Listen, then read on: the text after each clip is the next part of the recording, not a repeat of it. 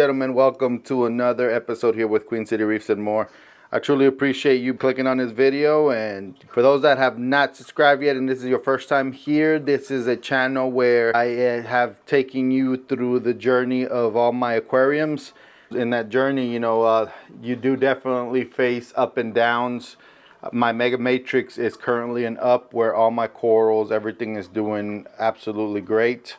But this tank is what we're here to talk about today. As you can see, it is not at its greatest. Everything looks a lot better than it did a few months ago. I have definitely been dreading on filming this tank. As you can see, it does not look anything like it used to look on previous videos. But why hide it? Why delay it anymore? Let's just get into it and talk about what's going on here. For those that are new to the channel, this is the Reefer Peninsula 650. This is their largest peninsula style tank. It definitely is a huge one. Here is the room that it's located in. As you can see, it is a very tight room. If I could do it over again, I would get the smallest peninsula style so that there would be a lot more space in here. I have debated on selling this tank to be able to just get a smaller one, but at the same time, who likes to downgrade, right? It's almost like, you know what, I already have it, might as well work with it and make it work. And that's what I've been doing. I've been making it work. This is my little studio area, what I call the lab. This is where I do all the editing of my videos and also do all the testing of my parameters. As you can see, as part of being the lab, you see, I don't know if y'all are familiar with these characters. If y'all are, put it in the comments below. Who are these characters? I'll give you a hint. This guy here is always trying to take over the world, but he's not using any of my test kits for it. Let's get back to this. So what is going on? As you can see, this tank itself is 99% cleared out of corals. The only things left is this pink Pasillipora, this colony of Duncans, and there's one polyp of a different variety of Duncans on the other side. Outside of that, everything else is gone. Now, let me emphasize, it is not gone in the sense of died. Well, let me rephrase. A lot of it has made it, and a lot of it has also perished. You can see a Goniopora skeleton right there. You'll see some skeletons of some chalices that I had. I do not know what caused it. I can tell you that I feel that it's a variety of things. I think that I measured my phosphate at some point and it was over 1.0. I also had a filefish here that I feel was the culprit to a lot of this. And then I also have peppermint shrimp that I believe were not making it better when the corals were down. They took advantage. So a lot of it I moved out. If you've caught my videos for the Mega Matrix, if you have not, I suggest that you go back. But if you have, you'll notice that I have a lot of the LPS in the other tank. And so I guess that's another thing to mention here as well, is that this is supposed to be an LPS dominated tank. Yeah, I forgot to mention also this long tentacle toadstool that I have as well.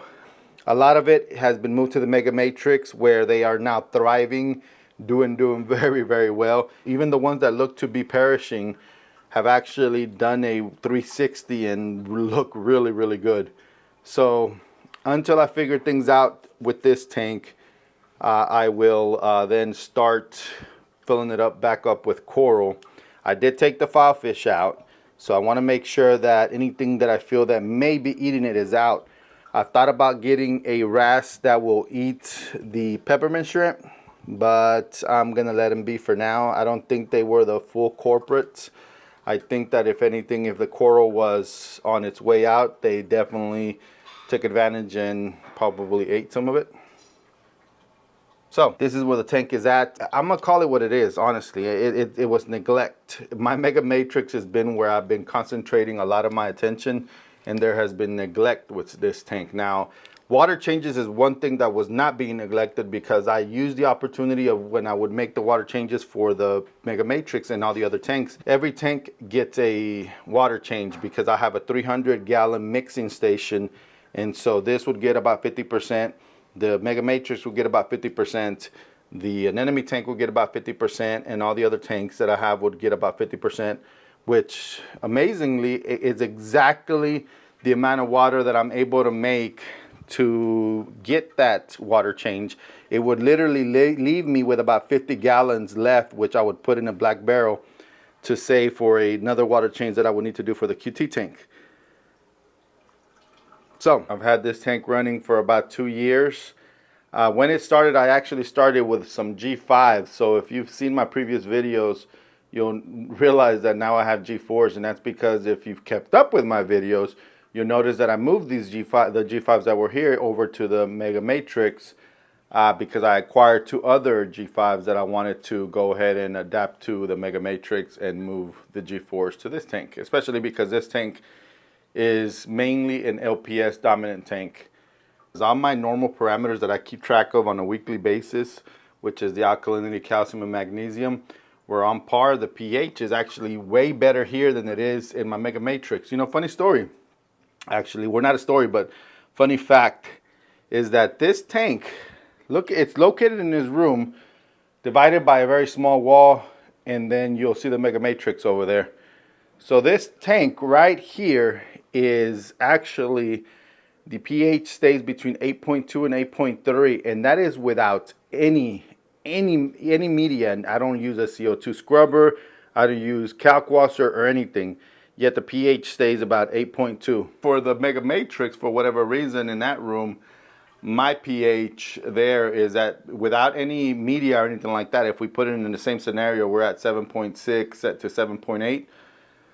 And then in the daytime, it might raise from 7.8 to like 7.9, sometimes 8.0.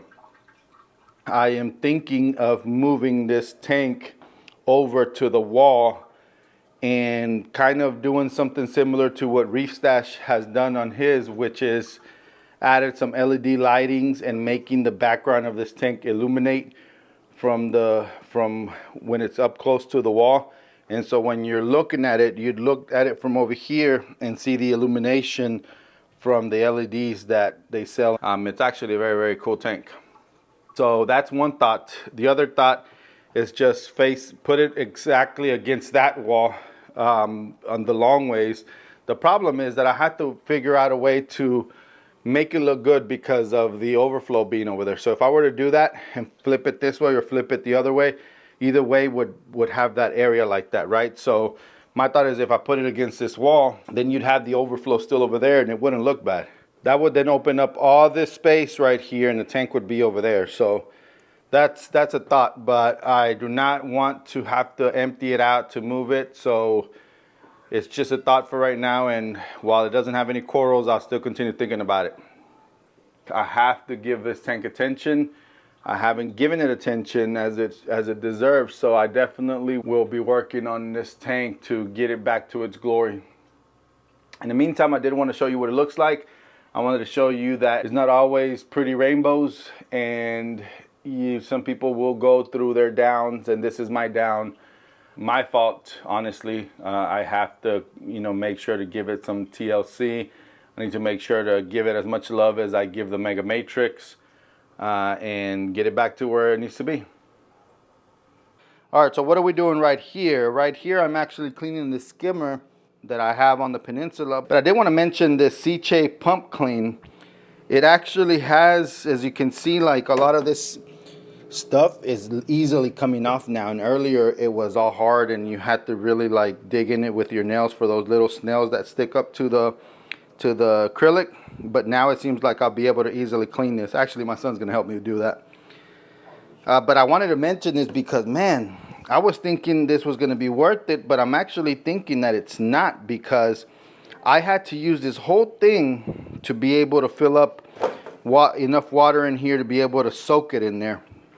Now, I know some people don't need this much water and will use a 5-gallon bucket, but know that half of that container will actually half of this container will go for your 5-gallon bucket, or you know, you could do the math. It's all on here.